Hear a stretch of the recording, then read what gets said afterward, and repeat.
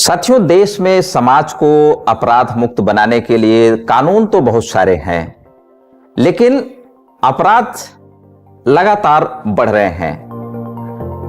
एक हमारे अधिवक्ता साथी हैं जो ये सोचते हैं, जिनकी ऐसी एक विचार है, इनकी धारणा है कि अगर बुनियादी शिक्षा के साथ कानून की भी शिक्षा अगर दी जाए तो ये अपराध पर अंकुश लगाया जा सकता है। तो उनका क्या विजन है, क्या सोच है, जिसको लेकर वो इस मुहिम को चला रहे हैं, और इस मुहिम के तहत अभी तक उन्होंने क्या क्या किस स्तर पर काम शुरू किया है, जो है इन सारे सवालों पर ये बात होगी। विकास तिवारी जी हैं, जौनपुर में दीवानी न्यायालय में अधिवक्ता हैं, सोशल एक्टिविस्ट हैं, बहुत सारे सामाजिक मुद्दों पर काम करते रहते हैं। तो हम इन्हीं से बात करते हैं। विकास जी, आपका तो सबसे पहले तो स्वागत है। बहुत बहुत धन्यवाद भैया। ये जो आपकी मुहिम है, ये कि कानून जो है, ये कानून का अधिकार लोगों को मिले और इसकी शिक्षा बुनियादी शिक्षा के साथ दी जाए, तो क्या सोचते हैं किस तरीके का बदलाव आ सकता है? भैया देखिए, हम लोग लॉ के स्टूडेंट हैं जी, और जो मेरा व्यवसायिक दृष्टिकोण से का वर्क भी है, तो लॉ सेक्टर से ही हम आते भी हैं, काम कर रहे हैं उसी दिशा में, वकालत के प्रोफेशन में हैं। तो जब हम वकालत की पढ़ाई करने गए तो हमने देखा कि हमारा जो संविधान है, कॉन्स्टिट्यूशन है, जिसे कहा जाता है कि लोकतंत्र का, हमारे देश का, विश्व का सबसे अच्छा अगर कोई कॉन्स्टिट्यूशन है तो भारत का है। तो उस कॉन्स्टिट्यूशन को पढ़ने का प्रयास किया गया। तो हमारी जो लीगल लैंग्वेज है तो अंग्रेजी है, उसको ट्रांसलेट भी किया गया है हिंदी में, तो हिंदी में पढ़ने के लिए सुलभ है। तो जब उसको पढ़ा गया तो उसमें देखा गया कि कुछ ऐसे शब्द हैं, बड़ी कठिनता है। तो बहुत सारे, मुझे लगा कि मुझे जब निरस्ता आ रही है तो बहुत सारे ऐसे हमारे जैसे विचारधारा रखने वाले लोग भी होंगे कि जिनको इस कॉन्स्टिट्यूशन को पढ़ने में निरस्ता आती होगी।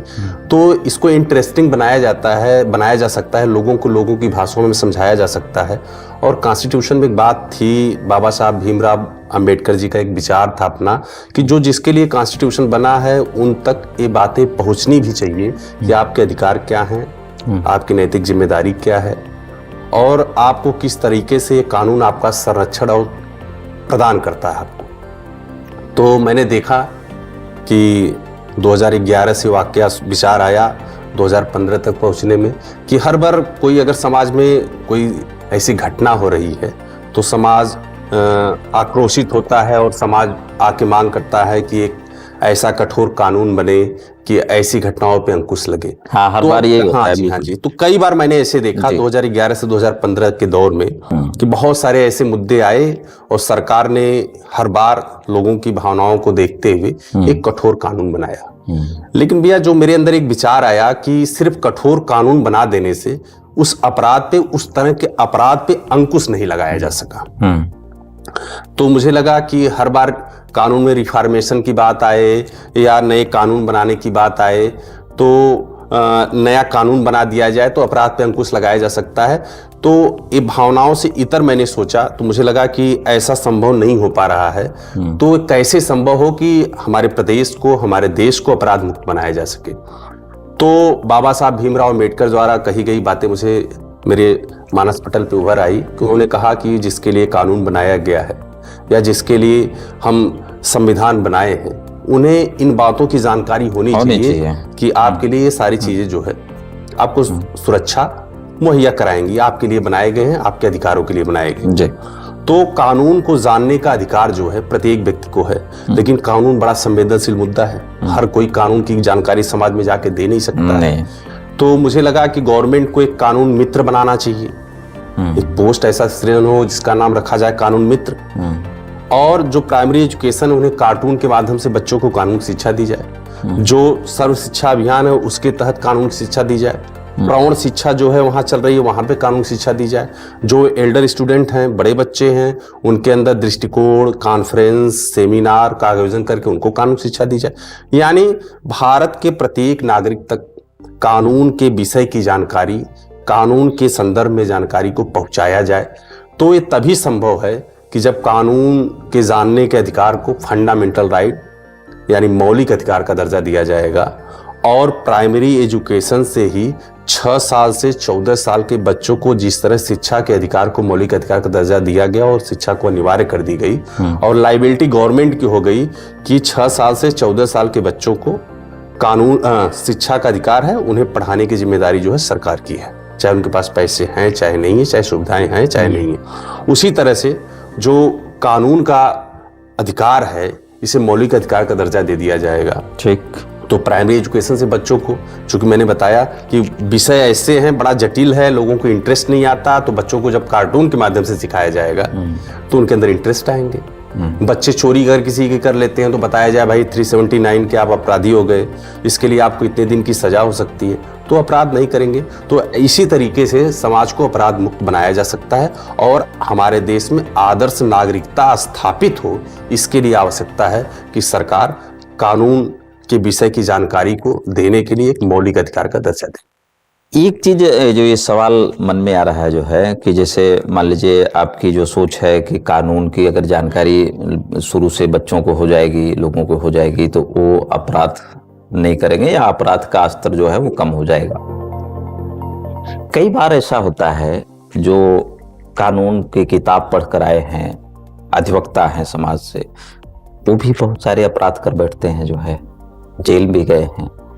तो इसके लिए जो है भैया देखिए, सवाल बड़े आपके जायज हैं कि मैं जैसा महसूस करता हूँ, हमारे साथ जो हमने देखा कि दीवानी न्यायालय में जिनकी 10-15 साल की वकालत हो गई है, या जो फ्रेशर हैं, जो भी नया ज्वाइन कर रहे हैं, तो बहुत सारे ऐसे लोग हैं पढ़ के तो आ जाते हैं, लेकिन कानूनी विषय रूप से पर्याप्त रूप से उनको जानकारी नहीं होती। और अगर आप हिंदुस्तान में भैया इस बात की एनालिसिस करेंगे अपने स्तर से, जो मैं एक महसूस करता हूँ, जो मेरा एक लॉजिक काम करता है कि 99% लोग ऐसे हैं जिन्हें कानून के विषय की जानकारी ही नहीं है।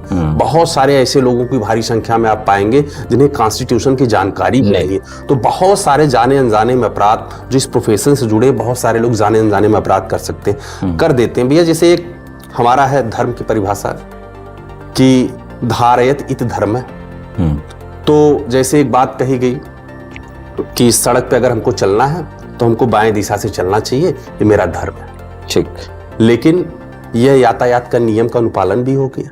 बिल्कुल। तो चाहे जैसे कानून की शिक्षा दी जाए, जानकारी दी जाए कि अगर बाएं तरफ से जाएंगे तो यानी आप यातायात के नियम का पालन कर रहे हैं। ठीक। तो बहुत सारे लोग ऐसे चीजों का फॉलो अप कर लेते हैं कि जो तो कानून बताता है लेकिन उनके जीवन शैली वो बन जाती है। तो निश्चित तौर पे भैया जिस तरह जीवन जीने का एक तरीका, जैसे अगर प्रत्येक व्यक्ति के जीवन को देख लिया जाए तो एक राम कथा है, एक रामायण है जो सबके साथ घटित होता है। उसी तरीके से देख लिया जाए, जैसे मानस का लोग अध्ययन करते हैं, उपनिषद का अध्ययन करते हैं, अपने धार्मिक पुस्तकों का अध्ययन करते हैं, उसी तरह सबको कॉन्स्टिट्यूशन का भी अध्ययन करना चाहिए। कॉन्स्टिट्यूशन हमारे जीवन जीने के तरीके को बताता है। बहुत सारी चीजें हैं उसमें, आप जाएंगे कैसे आपको आचरण करना है, कैसे व्यवहार करना है, एक भारतीय होने के नाते आपके नैतिक कर्तव्य क्या है। और जो भी एक कानूनी हिसाब से चलता है तो लगता है कि आप धर्मपरायण भी हैं, और जो अपने धर्म को मानते हुए, कानून को मानते हुए अपनी जीवन शैली में उतार लेता है, तो लोग कहते हैं कि बहुत सहज और सभ्य जो है शालीन व्यक्ति है, उसे आदर्श की श्रेणी में लोग रखने लगते हैं। तो हमको लगता है कि अगर कानून के विषय की जानकारी हिंदुस्तान के प्रत्येक व्यक्ति तक हो जाए तो हिंदुस्तान में आदर्श नागरिकता स्थापित होगी। ठीक है। ये विजन कहाँ से आया आपको कि इस तरीके का हम एक विचार लेकर आएंगे जो है, और इसमें एक बदलाव का रूप हम देख रहे हैं? भैया देखिए, शुरुआत से छात्र जीवन से हम लोग राजनीति में जुड़े रहे जी। वर्ष 2012 में मैं लॉ कर रहा था, 2011 मेरा लॉ कंप्लीट हो गया था जी, तो पास आउट हो गया था। तो बहुत सारे ऐसे साथी थे, जैसे हमारे साथी हैं, छोटे भाई हैं, अनुष्मान हैं, अतुल सिंह हैं, आशीष जी हैं। तो सारे लोगों से जब हमारी बातें होती थी तो एक बार था कि उस समय लिंग 2 सिफारिश आ गई और ये हुआ कि एज बाउंडेशन को हो गया। तो किसी का 10 दिन का एज ओवर हो गया था, किसी के 2 महीने का हो गया था, किसी का सेमेस्टर कंटिन्यू नहीं था, तो बहुत सारे लोग छटते हुए चले गए। तो उसमें ऐसी स्थितियां उत्पन्न होती थी कि जब छात्र जीवन में हम लोग होते थे, उग्र हो जाते थे। तो हमारी उग्रता के कारण जो है कई ऐसे जो कानून थे, जो प्रतिबंध थे कि ऐसा नहीं करना, उसका उल्लंघन हो जाता था। बिल्कुल। तो मुझे लगा कि हम लोग जाने अनजाने में इस तरह के अपराध कर जा रहे हैं, तो ऐसे बहुत सारे समाज में लोग होंगे अपराध कर जा रहे होंगे। तो इस विषय पे एक ऐसा सबको इस विषय की जानकारी हो। अब तो हम लोग ला करने लगे या ला कर लिए, तब हमको बहुत सारी चीजें समझ में आई या प्रैक्टिस में आ गए और थोड़ा सा बृहद स्तर पर उन चीजों को हम लोग समझ गए। लेकिन बहुत सारे ऐसे एकेडमिक स्टूडेंट हैं कि जिनको इस विषय की जानकारी नहीं है, क्योंकि आज व्यावसायिक शिक्षा जो है ग्रोथ बहुत तेजी से बढ़ा है, लेकिन कॉन्स्टिट्यूशन न जानने वालों की संख्या आज भी 99% हमारे अगर समाज में है। तो हमारे लिए एक बहुत बड़ी चुनौती का विषय है और सरकार के लिए चुनौती का विषय है। और सरकार की भी जिम्मेदारी है कि जिस कानून से आप समाज को बांध के रखना चाहते हैं, एक दूसरे से मैत्री संबंध स्थापित करवा, उस कानून को लोगों को जानना चाहिए। उस कानून को लोगों को जानना चाहिए, उसकी जानकारी सबको होनी चाहिए, तभी समाज को अपराध मुक्त बनाया जा सकता है। तो अभी तो हमने देखा कि पिछले सप्ताह संभवतः आप लोगों ने जो ये आपकी मुहिम है उसके तहत एक कोई ज्ञापन वगैरह जिलाधिकारी को मान लीजिए दिया। आगे की क्या प्लानिंग है कि कैसे इसको ऊपर तक ले जाए? क्योंकि कानून ऐसा बनना है तो वो तो लोकसभा में बनेगा जी, है ना। सांसद जो है जो बैठते हैं लोकसभा में जो है वो लोग पास करेंगे, तो उन तक बात कैसे जाएगी? आप उसके लिए कोई एक ब्लूप्रिंट तैयार किए होंगे जी, इस तरीके से ले बिल्कुल भैया। जैसे हम लोगों ने जो है सितंबर 2020 में भी, उस समय तत्कालीन जिलाधिकारी थे दिनेश कुमार सिंह जी, उनके माध्यम से भी जो ज्ञापन वगैरह हमने प्रेषित किया था, राष्ट्रपति को दिया था, प्रधानमंत्री को दिया था, मुख्यमंत्री को दिया था। तो आश्वासन मिला था, लेकिन बहुत कुछ सार्थक जो है पहल गवर्नमेंट द्वारा नहीं की गई। तो हम लोगों ने एक रिमाइंडर के रूप में पुनः जो है जिलाधिकारी अभी एक सप्ताह पहले जैसा आपने कहा, तो हम लोगों ने ज्ञापन दिया है। और उसके साथ साथ जो पत्राचार भी मुख्यमंत्री उत्तर प्रदेश और प्रधानमंत्री भारत सरकार से हम लोगों ने किया है। और इसी के साथ हम लोगों की एक नई कोशिश है कि हमारे जो समाज में, हमारे जनपद जौनपुर में जो बौद्धिक लोग हैं, जैसे अगर ला सेक्टर में देखा जाए तो जहां तक मुझे जानकारी है, लोग कहते हैं कि डॉक्टर राम अवतार सिंह जी हैं, जिनकी किताबें लोग आज ला कॉलेज में पढ़ाई जाती हैं, जो या JS PCS जे की तैयारी करने वाले बच्चे पढ़ते हैं, और उनको बुलाया जाए। हम लोग कॉन्फ्रेंस का नाम सोचे हैं आपस में विमर्श करके कि उसका नाम एक दृष्टिकोण रखा जाए। अच्छा, उसके लिए स्थान बहुत जल्द हम लोग तय कर लेंगे।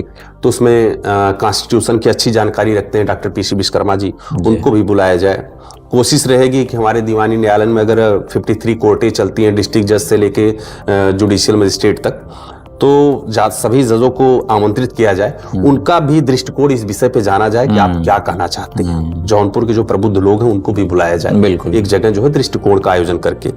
और फिर इसके बाद एक साथ और हम लोगों ने सोचा उसमें कि सदन में हमारी बातें उठा कौन सकता है, या तो मेरा कोई सांसद हो या तो मेरा कोई राज्यसभा सांसद हो, बिल्कुल, जो मेरी बातों को रख सकता है। तो उसके लिए भी हम लोग कोशिश कर रहे हैं, प्रयास करके कि कई सांसदों तक पहुंचा जाए, चाहे हमारे जनपद जौनपुर के सांसद हो, चाहे अन्य जनपदों के सांसद हो, अपने किसी न किसी माध्यम से उन तक पहुंचा जाए, अपनी बातें रखी जाए, उनसे कहा जाए कि प्राइवेट बिल के रूप में पेश करें। हाँ, ये पेश करें कि सरकार जो इस पे अपने जवाब दे और सरकार पहल करे और इसको जो है मौलिक अधिकार का दर्जा दिया जाए, जो टुकड़े टुकड़े में अधिकारों को बांटा गया है।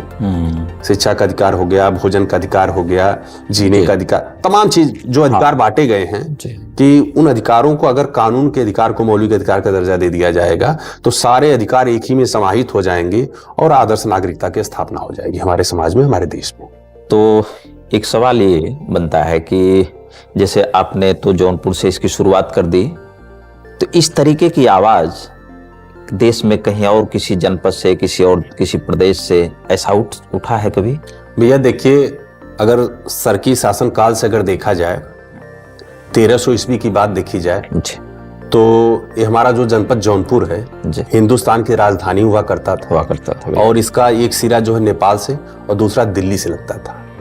और लोग जो देश विदेश से शिक्षा ग्रहण करने जौनपुर आते थे, इसीलिए इसे सिराजे हिंद भी कहा जाता है। बिल्कुल बिल्कुल। और जनपद जौनपुर को विद्वानों का मरकज कहा जाता है।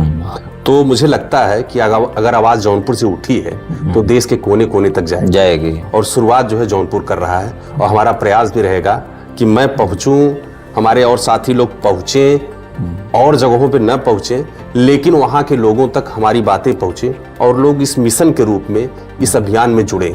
इसमें भैया क्रेडिबिलिटी की कोई होड़ नहीं है जी। कि क्रेडिबिलिटी है। अगर हम लोग समाज में पॉलिटिकल व्यक्ति, भैया अगर मैं राजनीतिक रूप से अगर देखा जाए तो मैं कांग्रेस पार्टी से संबंध रखता हूँ, हमारे साथ आते हैं जी। अगर देखा जाए एक युवा नेता के रूप में अतुल सिंह जी हैं, हाईकोर्ट में वकालत करते हैं। देखा जाए तो उन्हें जो है उस समय तत्कालीन मुख्यमंत्री ने जो है सबसे तेज तर्राक नेता के रूप में सम्मानित किया था, लेकिन वो भी इस अभियान में जुड़े हैं। बसपा के हम नेताओं की बात करें, वो भी हमारे अभियान से जुड़े हैं। बीजेपी के बहुत सारे ऐसे लोग हैं, नेता मेरे अभियान में जुड़े। तो ये समाज को राजनीति का मकसद भी होता है, एक सिक्के की राजनीति का मतलब ही होता है सेवा। तो अगर हम लोग जुड़े हुए हैं तो बहुत अच्छी बात है कि गंगा जमुनी तहजीब और जो एक आपसी जो पॉलिटिकल संस्कार की बात है, देखा जाए तो जौनपुर एक मिसाल पेश कर रहा है लोगों के सामने कि एक मंच पे एक उद्देश्य के लिए सब लोग एक साथ होकर संघर्ष कर रहे हैं। यहाँ पे कोई क्रेडिबिलिटी की लड़ाई नहीं है, सबकी लड़ाई बराबर है। और निश्चित तौर पे सरकार को हम लोगों की मांगे माननी पड़ेगी। और जो एक कानून विषय की जानकारी, कानून के अधिकार की बात, तो इसको मौलिक अधिकार का दर्जा सरकार को देना ही पड़ेगा और देना चाहिए सर, देना चाहिए बिल्कुल। तो साथियों, आपने ये विकास तिवारी जी को सुन लिया कि जो कानून का अधिकार, जो मौलिक अधिकार होने के लिए जो है मांग को लेकर एक मुहिम चला रहे हैं, इनका क्या विजन है, इसको आपने सुन लिया। आपकी क्या राय बनती है उसे हमें कमेंट बॉक्स में जरूर बताइएगा। नमस्कार।